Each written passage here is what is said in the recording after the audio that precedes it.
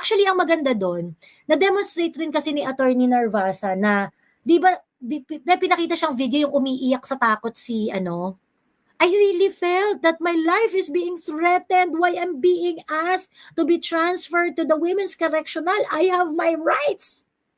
I am not accused of any crime na according to Kalilong. I am not root of any crime. Putang ina.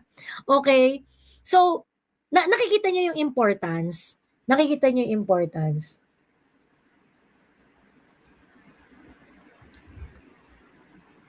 So, wala na. Yung itong si Kalilong bilang witness, wala kang silbi. You have one job, and your job is to preserve and make sure that when you say you investigated the threat using the video, the least thing that you can do is to ensure that all sources of video were really resorted to when you did the investigation. Ay, meron pang isang pangit. May isa pang indication na disorganized ang prosecution team. Okay? Nung ina-announce ni Attorney Ligutan na sa Monday sila mag-present ng witnesses, and then they were announcing other witnesses as well. The defense, one of the prosecution lawyer from the Congress, yung mga public prosecutor nila, si defensor, as part of the public prosecutor, and since the private prosecutor is under the direct supervision of the public prosecutor, I would just like to make a correction, keneso, ganyan. Parang, uy, parang hindi kayo nag-usap-usap. Parang last minute ang decision na hindi i-direct examination si Lodok. 'Di ba? Kasi supposedly meron silang witness today eh. Tas kinancel. Sa ano na raw sila? 'Di ba dapat meron pang meron pa dapat na tuloy-tuloy pa ang session, magpapa-break nga ng 15 minutes si magpapa-break nga ng 15 minutes si Chis Escudero eh. Pag hindi ba? Ganyan.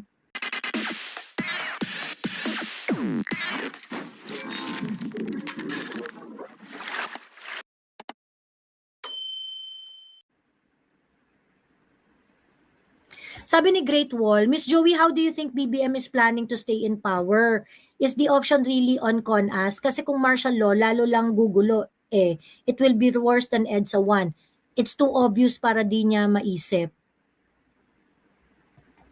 You think kailangan pa niya mag-declare ng martial law para makuha niya yung mga bagay na pwedeng makuha niya when he does martial law?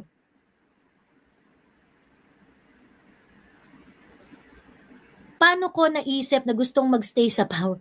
Dude, using all your government resources to bring down your most formidable election opponent, which is the Dutertes, gives you only one conclusion. Gusto nyo, pagdating sa eleksyon, kayo pa rin. Isa lang ang ngayon, kung ayaw nyo ng power, kung talagang hindi kayo ganun kaganid sa power, ba't hindi mo hayaan yung mga taong bayan mag-decide pagdating ng eleksyon? Bakit ang gobyernong ito ay todo-todo ang pang-aabuso sa mga government institution para lang itumba ang mga Duterte? So I think that's pretty much clear. Clear na yan. Clear na yan. Yun na yung dyan. Yun na explanation dyan. Hello, ginagawa na nila to since 2023. 'Di ba? Lahat na lang ng issue, lahat na lang ng laging Duterte ang may kasalanan. Hello. Lahat na kasi kinidnap na nga yung matandang Duterte. 'Di ba? I think sa cybercrime kasi, Miss Joey, ginagamit nila ang pag-take ng video sa screen for evidence. Ngayon, what about it? Wala namang problema doon. Kunin niya kasi pinresent nga nila as expert itong si Tapos sasabi niya, ang trabaho niya is to make sure na na-preserve niya yung evidence. Ganon. dude, paano mo mape-preserve ang evidence kung nag-screen record ka lang pagkatapos yung source mo sa Facebook? Pagkatapos yung transcription mo ng video, I am not root of any crime. 'Di ba? It's not enough to preserve the video. You should have resorted to getting a copy from the actual platform that hosted the video conference, which is Zoom. 'Di ba? Wala nga din presko ng PSG if ever threat yung alert sa kanila, maski nga kay VP na may threat, wala din yata investigation. Instead, binawasan pa security niya. Actually, ang maganda doon, na-demonstrate rin kasi ni Attorney Narvasa na, di ba, may pinakita siyang video yung umiiyak sa takot si, I really felt that my life is being threatened. Why I'm being asked to be transferred to the Women's Correctional. I have my rights. I am not accused of any crime na according to Kalilong, I am not root of any crime. Putang ina. Okay?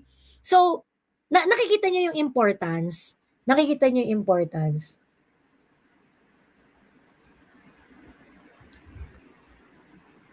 So, wala na. Itong si Kalilong bilang witness, wala ka silbi.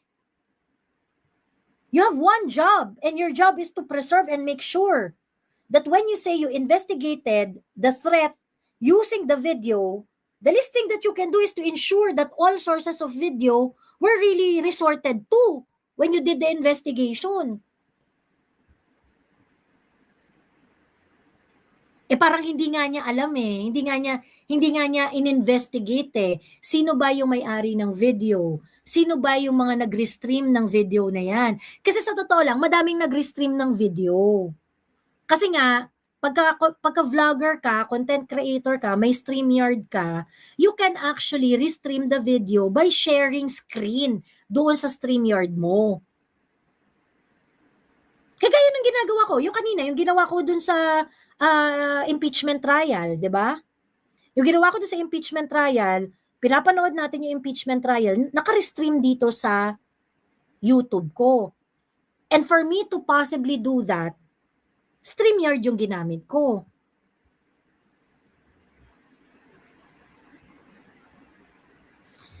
Sabi ni Elma Pumarin, magaling yung abogado ng prosecution si Attorney Ligutan, hindi Linggatan.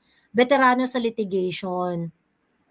Well, I think they are competent enough to be part of the prosecution team. I'm pretty sure may credentials naman yan na baon bago sila kinuha bilang member ng prosecution. Hindi naman natin kina-question kung magaling ba yung kabila o hindi. Kasi I'm very sure meron talagang galing yung mga yan. But for the sake of the impeachment trial, ang pinag-uusapan natin dito, na-achieve ba ni Attorney Ligutan yung gusto niyang ma-achieve? Kasi nung day 2, gusto niyang i-present bilang very, very credible witness. At makita mo talaga na pinupush niya na maging parang maging expert witness tong si Kalilong.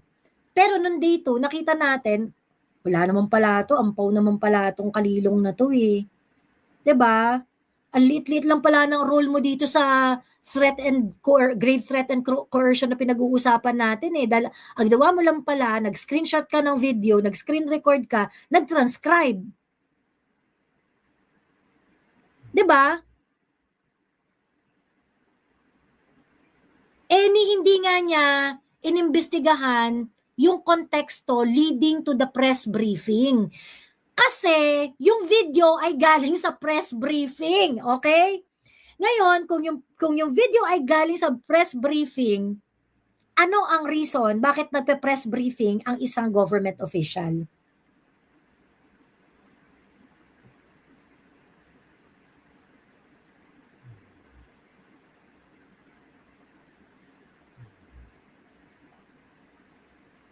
Tapos hindi yun inimbestigahan ni Kalilong. 'Di ba? Hindi yun inimbestigahan ni Kalilong.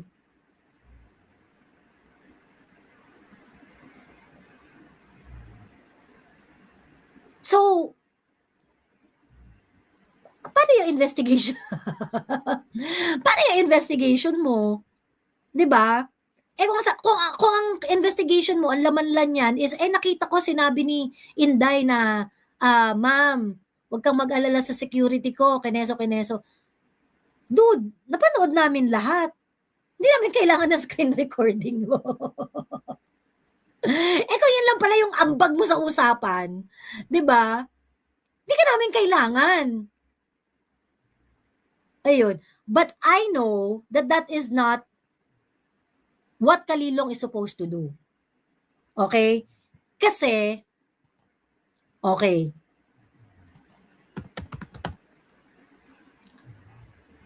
alam nyo, hindi talaga yan yung gustong pagawa ng prosecution kay Kalilong. Ito ay tingin ko lang naman, okay. Bakit kanyo? Okay.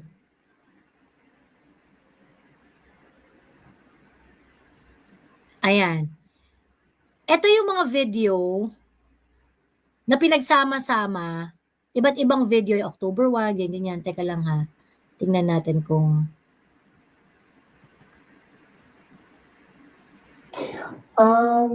Hindi ko alam.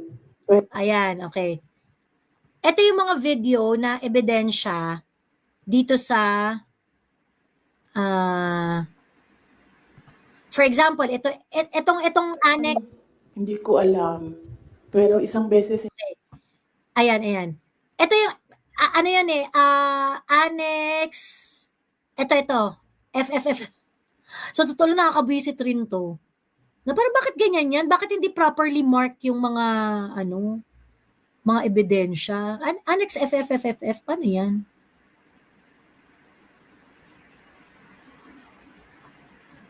Ayan, okay. So, pag dinownload mo to, yung video na yan na pinapakita ko ngayon, yan yun. Okay?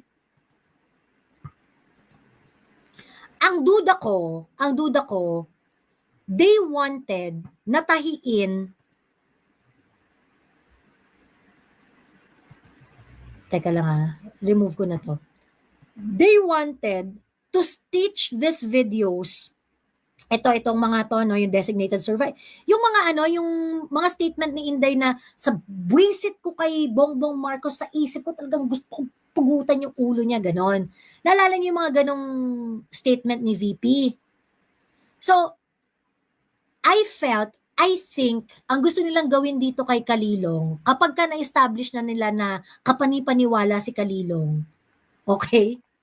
Ang gagawin nila kay Kalilong ay tagatahi ng mga video na, kasi mula dito sa video na to, sa video niya, ganyan-ganyan. Di ba yun naman talaga ang role niya? Magtahi-tahi ng mga video mula sa open source. Mag-investigate ng mga video mula sa open source. Pero, pagdating dun sa press briefing ni Inday Sara na pinag-uusapan natin, makita natin na hindi naman talaga niya inimbestigahan yung press briefing dahil hindi niya alam kung ano ang nangyari prior to that.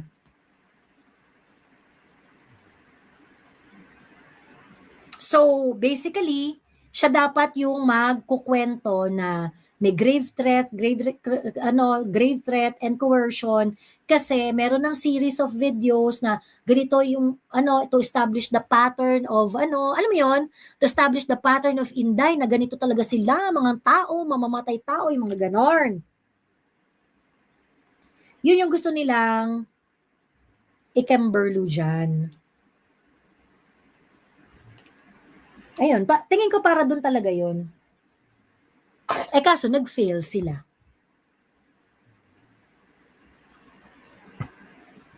Dapat mag-appear si VP, hindi yung order ng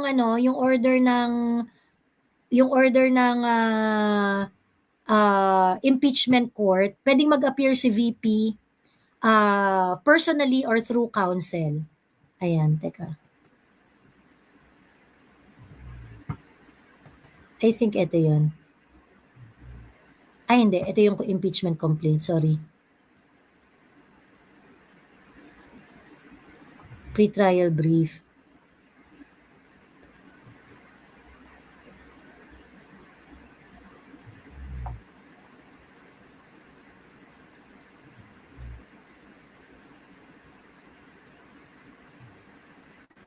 Ah,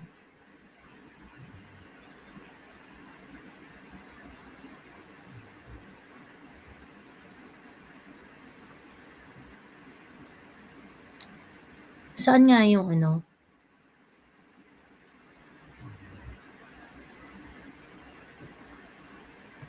Ito yata yun.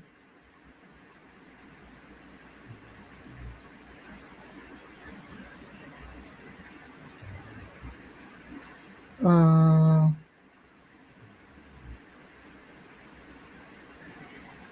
or ito.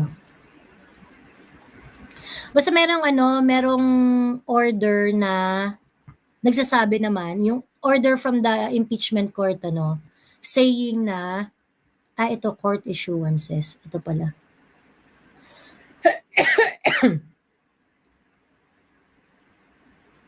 Ito.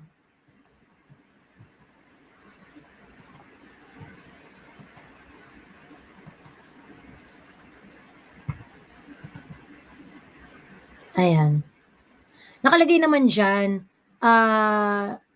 to, ano, no, yung notice is directed to VP Sara. So nakalagay naman dyan na directed to appear on said date in person or through counsel. So hindi siya required na pumunta. Nandun naman yung mga ano niya.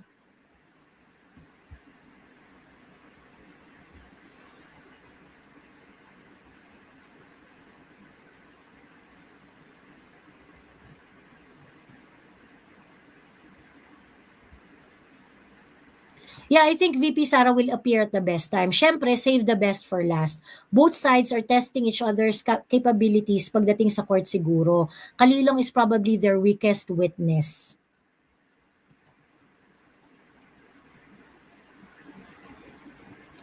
Hello, Miss Joey. Kaya Annex FFF yan dahil sa dami ng annexes. Ibig sabihin, fourth set na yan sa letters ng alphabet. Di kasya from A to Z lang. Umabot sa 4 letters, sabi ni Ray VC. Hindi ganon.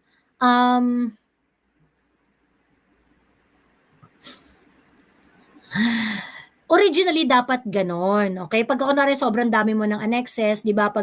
May rule yan eh. Kapag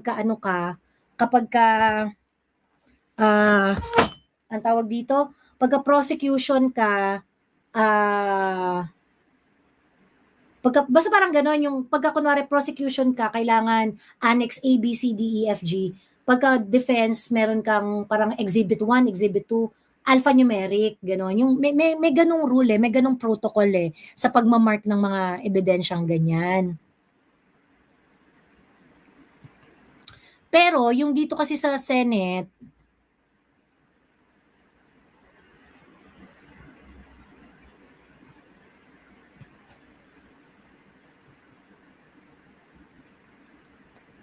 kagaya nito, annexes R to AAAA. Tingnan natin ha.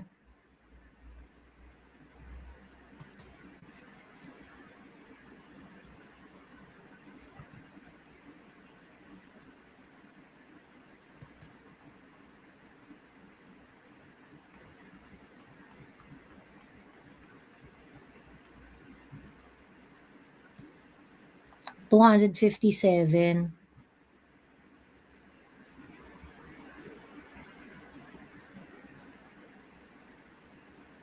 LLL. MMM. Hindi talaga, mali talaga. Parang tingin ko yung ganitong klaseng pagmamark, parang, tsaka naman ito. Dapat, di ba, A, annex A, B, C, D, E, F, G hanggang Z. O pagkatapos, A, B, annex A, B, A, C, A, D, A, ganon. Pagka second round na ng ano. O pagkatapos, pagka naubos mo na, A, Z, o susunod ka naman, annex B, A, B, B, B, C, ganon na naman. Mag-aano ka na naman. So, di ba, ilan yung alphabet? 26. So, paulit-ulit lang yon hanggang sa umabot yung permutation mo sa 257. Uy, nakita nyo naman to, sige nga. LLL, pagkatapos MMM. NNN. I don't think hindi ganito yung, ewan ko pero pag ako nag-mark ako ng mga ebidensya namin ng ganyan, sigurado ako yung boss ko dati talaga pupugutan ako ng ulo eh.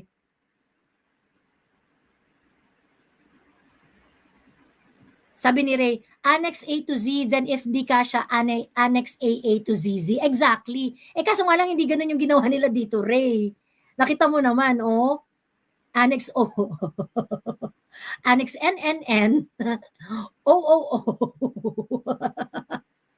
PPP. Ano yan?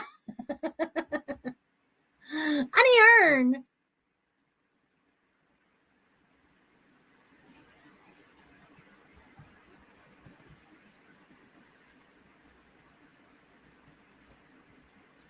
Ewan ko ako hindi naman ako pasado sa bar, 'di ba? Hindi ako pasado sa bar, pero nagparalegal ako ng bonggang-bongga. Nag-legal research ako ng bonggang-bongga. At marami akong mga nakatrabaho na talagang mga prominenteng abogado.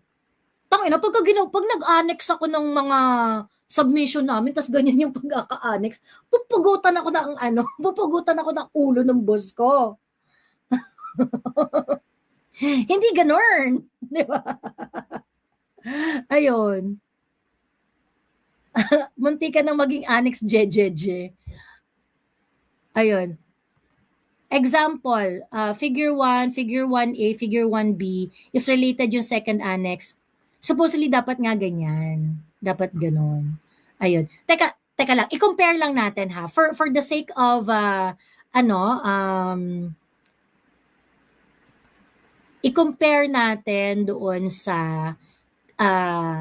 annexes kasi to na, to ng mga ng prosecution. Ito yung sa defense. Ayan, Annex 1, 2, 3, 4, 5, 6, 7, 8. Ayan, so ayun nga, ito tama yung sinasabi ko kanina. Pagka prosecution, letter yung gagamitin mo, Annex A, B, C, D, E, F, G. Kapag ka defense, number, Annex 1. So, ang purpose nito is para madaling i-identify na yung annex na pine-present nanggaling sa defense or nanggaling sa prosecution. Ganon. Ayan. Ba't yung buti yung Annex 111? Di ba? Annex 1, Annex 11, Annex 1111. Annex 111111. Di ba? Ba't hindi? Di ba? Ang gulo eh. Ayun.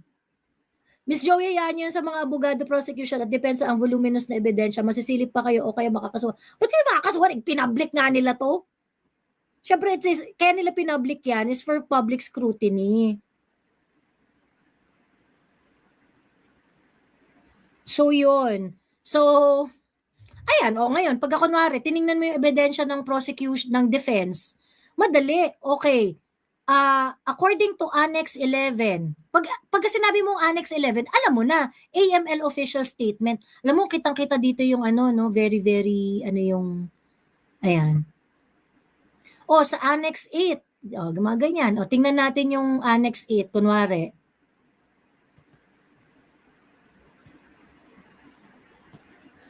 Annex 8 is 1 page. Ayan.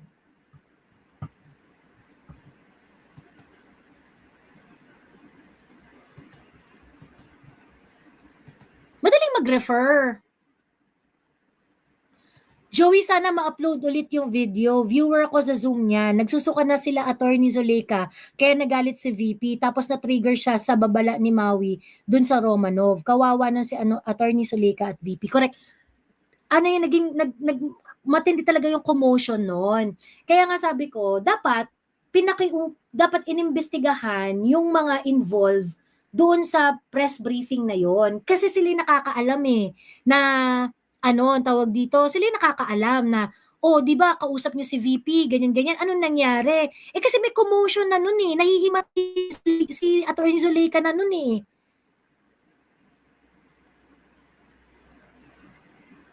Nahihimatay na siya nun Kaya nga 'di ba dinala si Zuleika sa ospital after?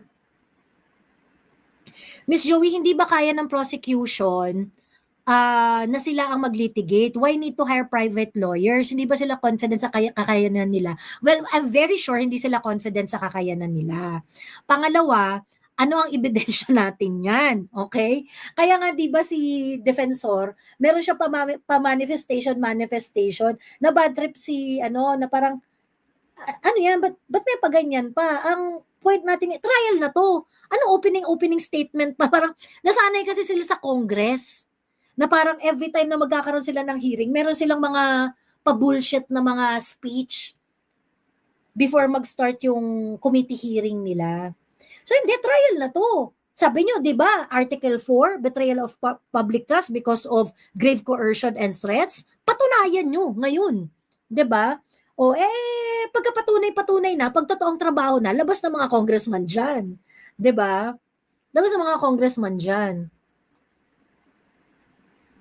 Very disorderly ang prosecutor team. Malamang maraming nagbibida-bidahan. Ay, meron pang isang pangit. May isa pang indication na disorganized ang prosecution team. Okay? Nung ina-announce ni Attorney Ligutan na sa Monday sila mag-present ng witnesses, and then they were announcing other witnesses as well. The defense, one of the prosecution lawyer from the Congress, yung mga public prosecutor nila, si defensor, as part of the public prosecutor, and since the private prosecutor is under the direct supervision of the public prosecutor, I would just like to make a correction, kineso, ganyan. Parang, uy, parang hindi kayo nag-usap-usap. Parang last minute ang decision na hindi i-direct examination si Lodok. 'Di ba? Kasi supposedly meron silang witness today eh. Tas kinancel. Sa ano na raw sila? 'Di ba dapat meron pang meron pa dapat na tuloy-tuloy pa ang session, magpapa-break nga ng 15 minutes si magpapa-break nga ng 15 minutes si Chis Escudero pag hindi ba? Ganyan. Sabi ni Barbers, di nila expect play yung video ni Zuleika. Obviously.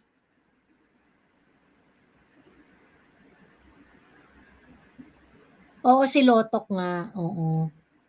So, yun. So, I think right now, aware na ang prosecution na puta. Patay tayo dito. Ganon, tas ang dami pang pakialamerong senator judges. 'Di ba? Na tanong ng tanong din. 'Di ba?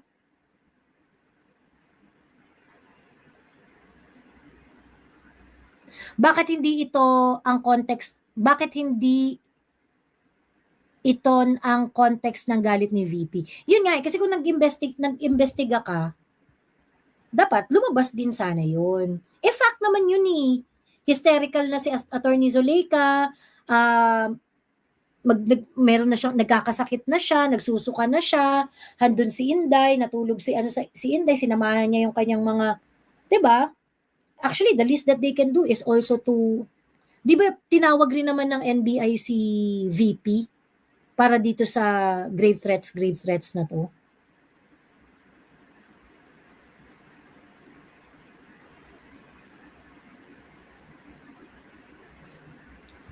Ayun. Galing pa sa NUPL yung mga lawyers ng Prosec. So alam nyo talagang dubious characters mga yan. Kaanib ng, okay. Mga taga-NUPL pala. Parang hindi aware yung private prosecutor sa mga galaw ng congressman. Oo. Parang hindi sila aware.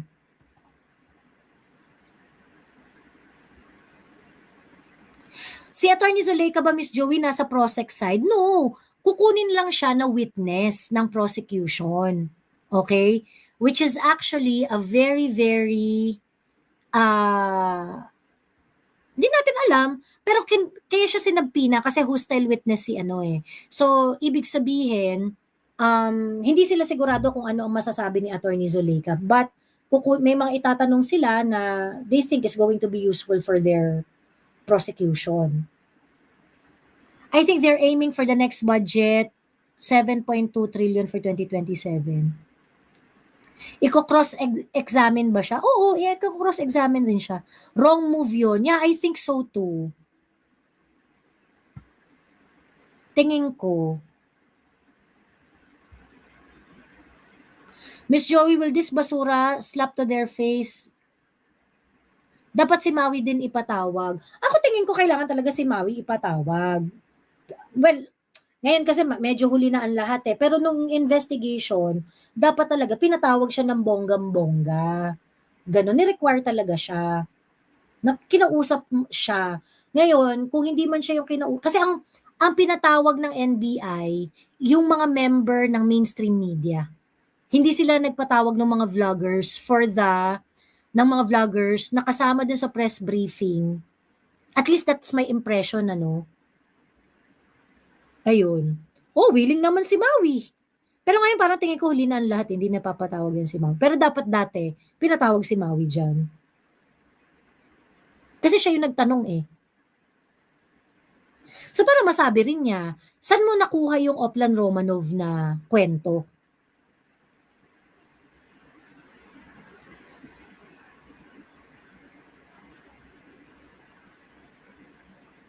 Ayun. Pinadalan daw ng letter pero di sumipot.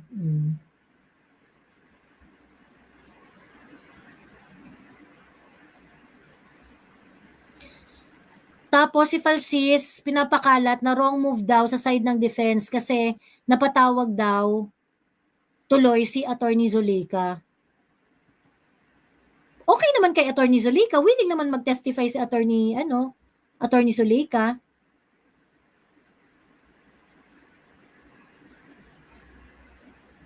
Joey, ano naman say mo kay Dean? Sinong Dean po? Dean Chase? Wala. Ano sasabihin ko kay Dean Chase?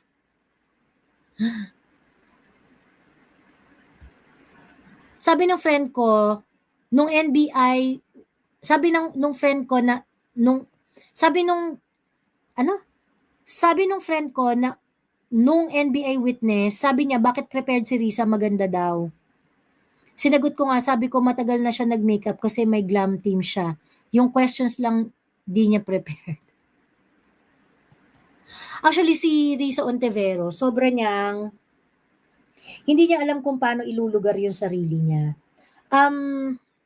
To be fair kay Risa, yung mga questions niya ay question talaga ng isang curious observer na parang, ano ba yan? Gamitin, ang pinoprove nyo dito is grave coercion and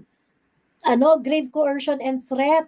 So, paano nyo, kwentuhan nyo naman kami tungkol sa kwentuhan nyo naman kami kung paano naging grave coercion yan at paano yan papasok bilang impeachable offense, ganon.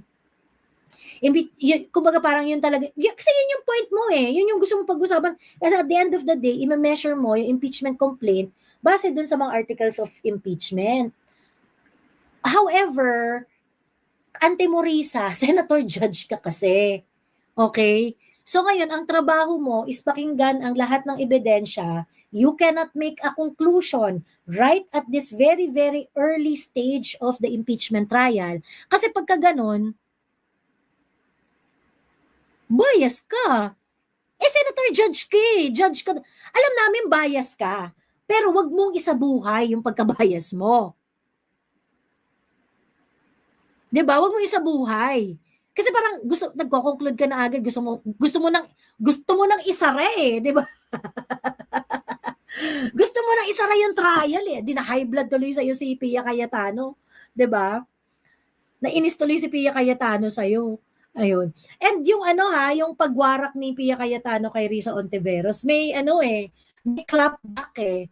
Kasi 'di ba si Risa Ontiveros, ano siya, nag-iikot-ikot na siya. Tapos parang nagsalita siya sa mga graduation, ganyan-ganyan. Tapos kumusta po kayo? Ganyan. Kinakamusta ko po kayo kasi pinagbibintangan ako na hindi raw ako marunong mga musta. Ganyan. So, pinapatamaan niya doon si Pia Cayetano, di ba? O, edi parang, ay, tang-ina ka? Tang-ina ka? Sige. Baboy-baboyin mo ako sa mga speaking engagement mo? O, ayan. Nilampaso ka tuloy ng magkapatid na Cayetano. Ganun lang, di ba? Gagantihan kita, pero gagantihan kita doon sa pinaka nakakahiyang way. Ayun. So, edi na-call out siya ng bonggang-bongga, napahiya siya ng bonggang-bongga, and ano, no, very, even Chis Escudero cannot help but agree. Kasi nung day 2, ang nag-call out kay Pia doon sa question niya na yon, which is a curious question. Pabor sa atin yun kasi yung curiosity ni Pia is yung curiosity ng normal na nanonood, kagaya natin. So, di ba, kaya nga may mga pumuri-puri kay Pia Kasi parang, oh, tama naman. Di ba, dapat yan naman kasi talaga yung ano mo. Yan naman kasi talaga yung trabaho ninyo. Patunayan yung mga offense na tinutukoy. Ganyan. So, sabihin nyo na sa amin, paano yan naging paano yan naging impeachable offense, et cetera, ganyan. Kaso nga lang, nakalimutan niya yung very, very important part. And the important part was, Senator Judge ka. Hindi ka part ng mga meron na kagaya namin. Hindi ka part ng mga meron na kagaya namin. Na kami, magre-react lang kami, mag-opinion kami dito, but at the end of the day, hindi kami yung boboto. 'Di ba? At the end of the day, taga-kuda lang kami dito, public opinion lang kami dito. We would like to sway the senator judges do sa mga opinion natin, pero walang kasiguraduhan yan. Hanggang kuda lang tayo, di natin alam kung pakikinggan tayo o hindi. 'Di ba? But the louder that we clamor for something, the better the chances na pakikinggan tayo ng mga legislator natin. But there's no assurance for that. Ganon. Ikaw, ante, ano ka? Senator Judge ka. So that was the first one. Kinall out siya ng bonggang-bongga ni Pia tsaka ni Alan Peter. Pagkatapos today, ang nag-call out na mismo sa kanya, si Chis Escudero na. Si Chis Escudero na. Is it your position, it is the position of the defense counsel that, ano yun yung,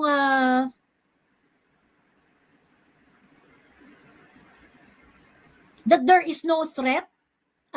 Ano nga yung, basta meron siya sinasabi na, bakit mo pagagawa ng posisyon? Bakit mo pagagawa ng posisyon ang defense sa mga bagay that doesn't really affect the interest of the client of the defense? Parang, sabi niya na, that's not the point, ma'am. 'Di ba? Sabi ganun ni Narvasa na, hindi kami bakit namin kailangan gumawa ng position para dyan, madam? Hindi yung part ng trabaho namin. It is not for us to say. Ang trabaho lang namin dito ay depensahan si Inday Sara. Kung ano yung opinion nila sa mga ibang mga bagay, labas na sila doon. 'Di ba? Pero sobrang bobo ni Risa Ontiveros kasi parang ang tanga nito. Ano ba? Ano bang gusto niyang gawin doon sa defense counsel? Gusto niya i-crucify? Na, oy, meron kang opinion na ganito, ganyan. So, hindi role ng defense counsel na mag-opinion sa mga bagay na walang kinalaman sa kliyente nila eh. 'Di ba? Or walang kinalaman doon sa kaso na they are trying to defend. Ganon. So, is it your position?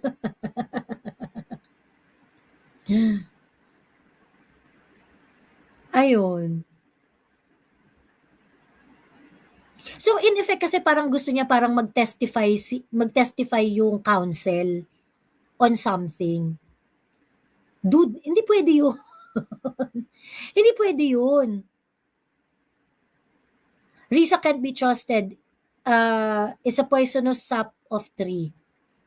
Aakyat ba si Sas? Parang hindi. Parang hindi siya, hindi siya live ngayon. APC and Robin's question are the most on point.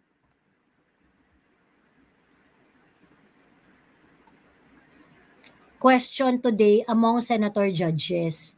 Ayun.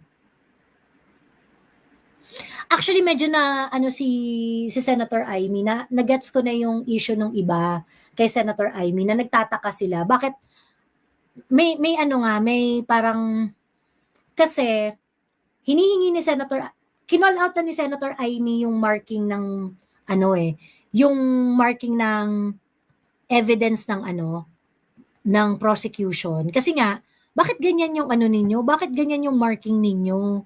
'Di ba? Sa evidence ng prosecution, okay, bakit ganyan? A to Q, tapos A, F, F, F, F, F, C, C, C, C, C, J, J, J, J. Bakit ganyan? 'Di ba?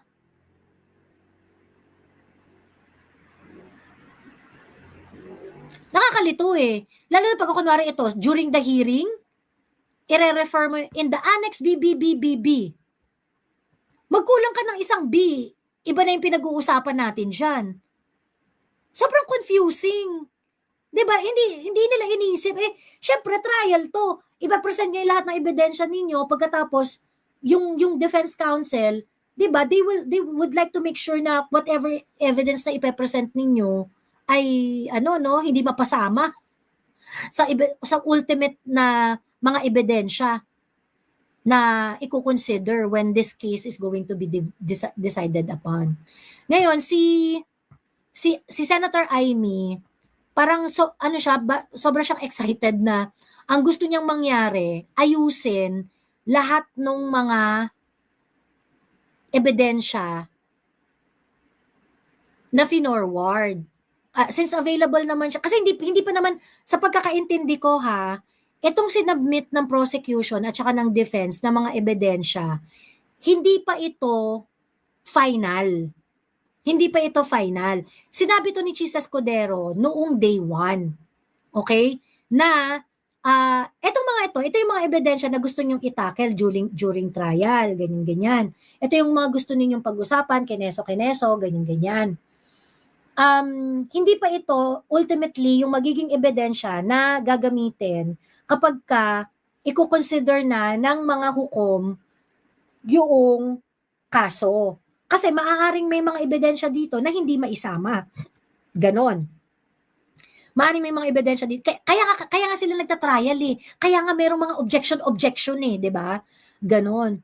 So hindi pa naman kasi talaga to final. So sa pagkakaalala ko, ang sabi ni Cheese is that yung defense at saka yung prosecution, kayo ay allowed na mag-present ng inyong mga ebidensya according to your preference. You are given the latitude to present your own evidence kung anong uunahin ninyo, anong ihuhuli ninyo, etc., etc. And they are also not limited in presenting new evidence during the trial. If necessary, na meron nyo pang kailangan kayong ebidensya na maipoprocure, maaari mga issue that were not talked about, ganyan-ganyan. Like for example, si Attorney Zuleika parang hindi naman yata sa nila plano originally na kuning witness si Attorney Zuleika eh. Pero dahil nabanggit si Attorney Zuleika, pinakita yung video niya, pinatawag siya as witness ng prosecution. Ganon.